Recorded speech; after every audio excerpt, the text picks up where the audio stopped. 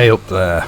I actually intended making this video at the beginning of last year, but then within the space of a couple of weeks, two major things happened. At the end of January, it was announced that Norton motorcycles had gone bust, and then the pandemic reared its ugly head. So the video that I intended making on the new Norton Atlas range fell by the wayside. Now, a week or so ago, I released the video regarding the latest on Norton motorcycles that moved to the new factory in Solihull after being purchased by TVS Motorcycles of India. Now, if you don't know what's been going on with Norton motorcycles over the last year, I recommend that you watch some of the videos I've made. I've gone into quite a lot of detail about the developments over the last 12 months, over I think 4 or 5 videos, and what I'll do is I'll put a link up to a playlist top right hand of the screen so that you can get up to steam.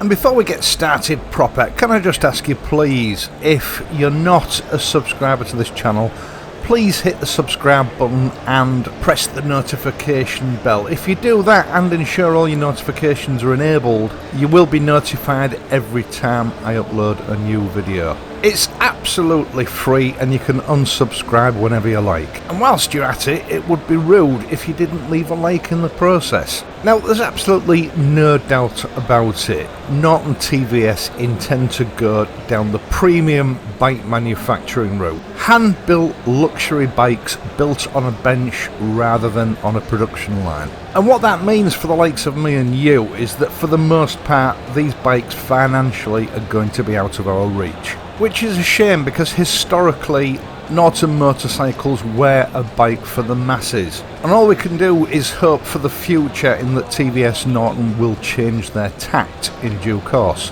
There are, however, two variants of one particular model which are just within the grasp of the average man, and that is the Norton Atlas Ranger and the Norton Atlas Nomad. In the video that I published a couple of weeks ago, I mentioned that these are due to go into production in the second half of this year. And then literally last week I received an email from Norton which changes things slightly. I'll cover that off towards the end. Both of these bikes are a 650cc water-cooled twin. Now, surprisingly, the power plant is built in China, or at least the components are built in China, and it's unclear at this stage whether these power plants will come across ready-built or just as components to be assembled at the factory. But Norton say that this engine is derived from their new V4 engine. There doesn't seem to be anything particularly remarkable about this engine. A 650cc parallel twin with a 270-degree firing order,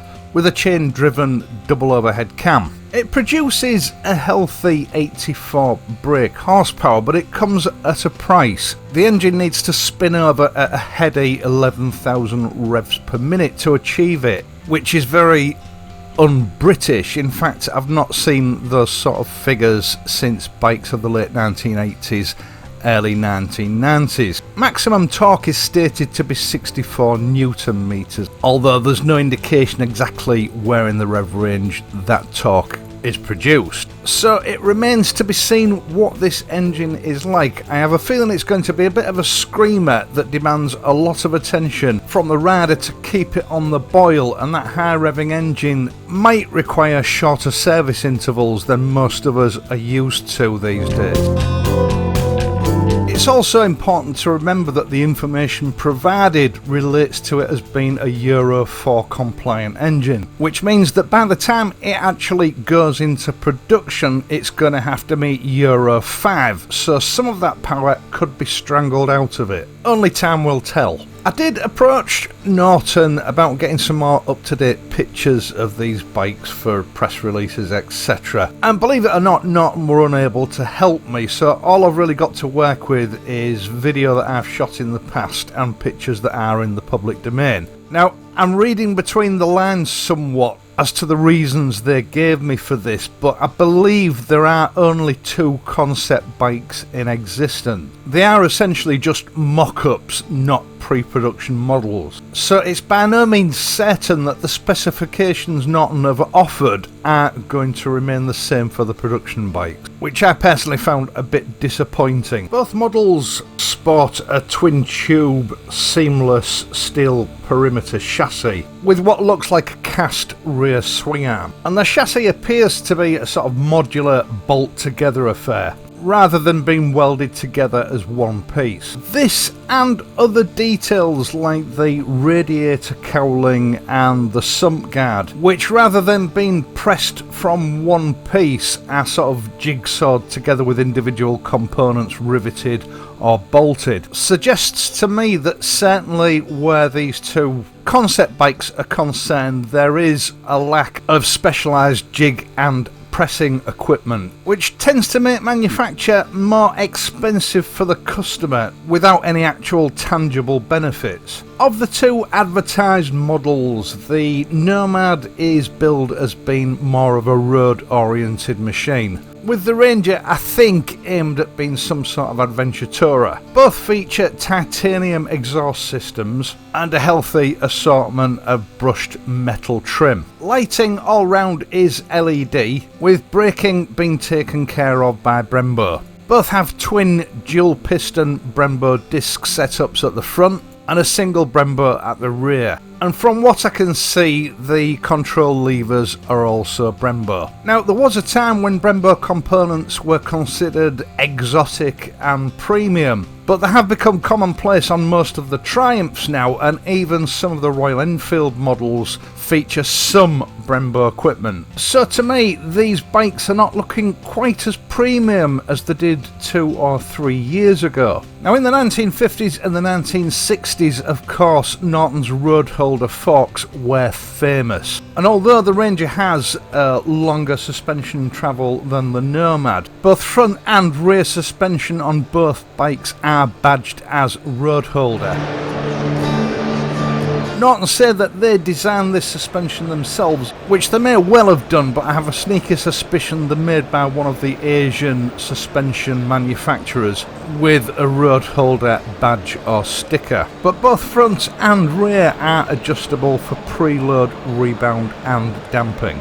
To conclude, we have a ride-by-wire throttle, ABS and switchable traction control with a 17-inch rear and a 19-inch front wheel. One thing of note is that it has Alcantara seat panels which are mooted to afford a good grip. However, all reports that I've heard of about that material is that it doesn't stand up to the elements very well. Now, I'm presuming this bike is going to have a 6-speed box, although strangely, even though I pored over the online brochure for quite some time, I was unable to find any reference to this, which I have to say is a bit odd. Now, let's talk about price. The Nomad, which is the road-going version, is a Nat's knacker under £10,000, with the Ranger being a similarly sized Nat's knacker under £12,000. That's a lot of money for a 650 machine, and Norton has intimated to me that that price may well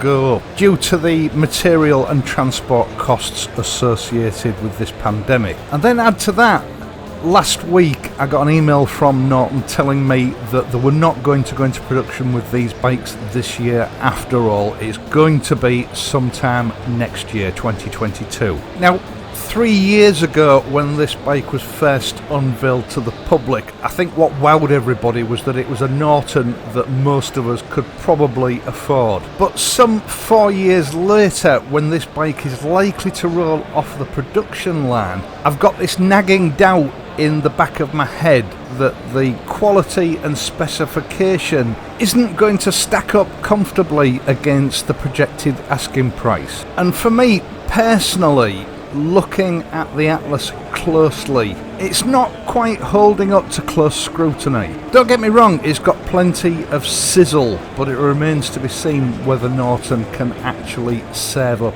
a genuine succulent British sausage. Right, that's it for this video. Thank you so much for watching this and my other videos, and in doing so helping to support this channel. I really do appreciate it.